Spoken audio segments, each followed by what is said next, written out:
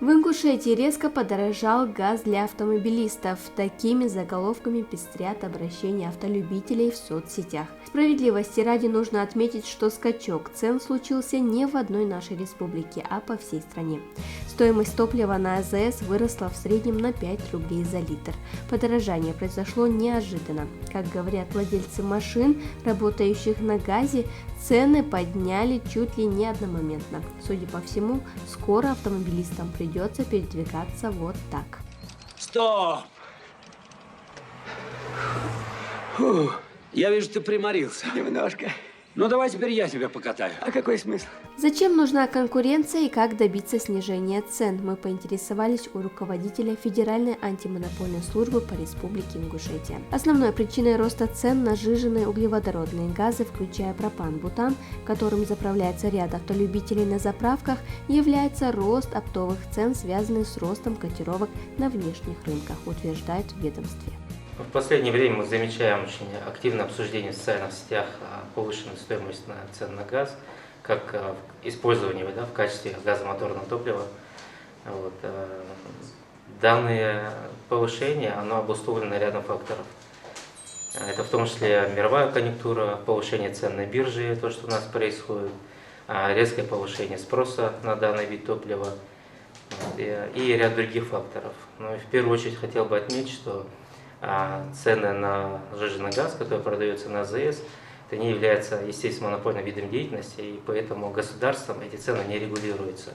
Это является свободная цена. Она формируется с учетом рыночных механизмов. Это баланс спроса и предложения.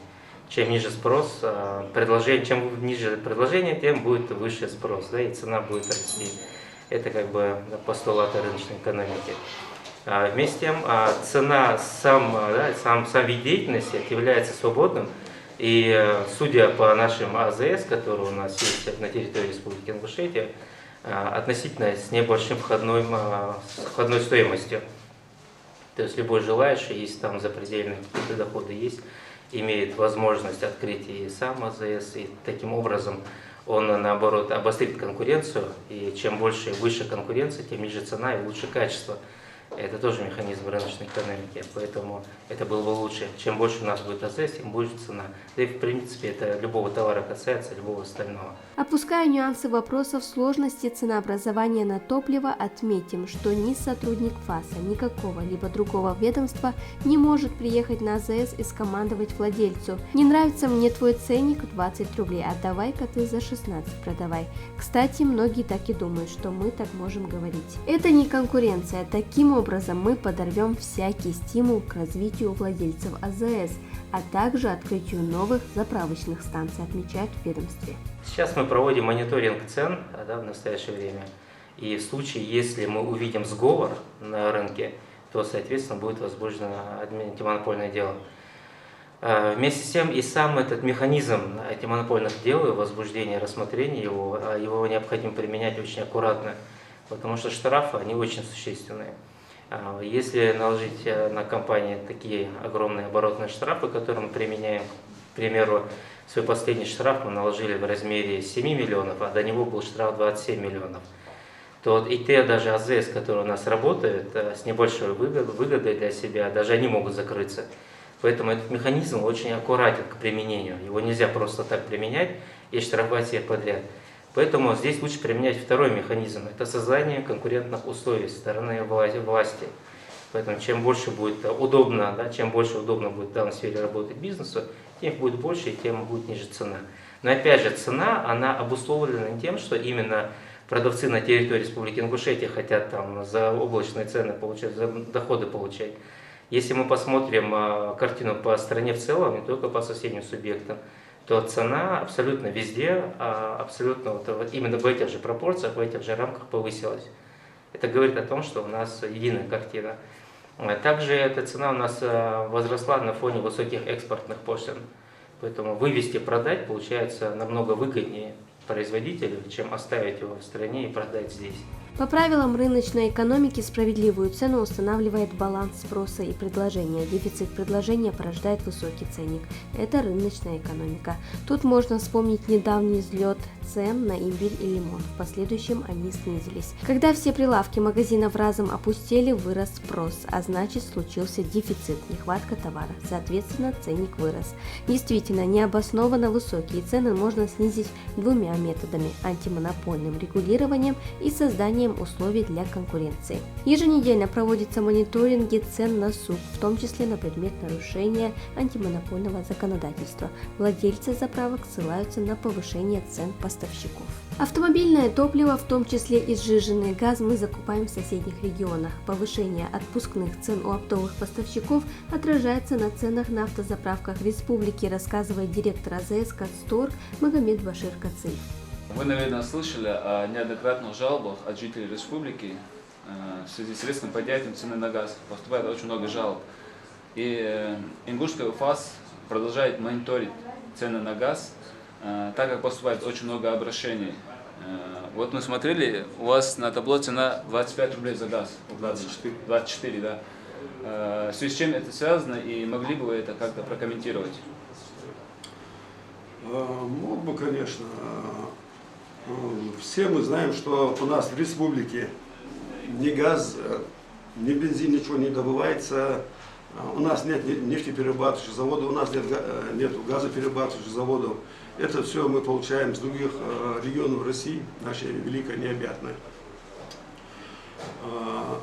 Недавно была цена совсем доступная, приемлемая, сейчас цены пошли вверх.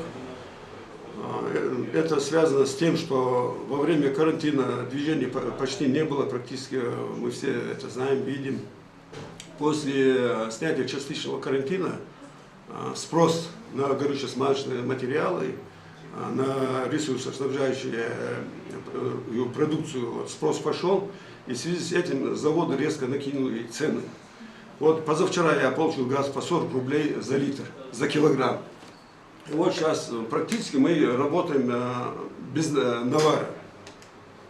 Вот смотрите, вот 40 рублей мы делим на 1,75, вот средний выход.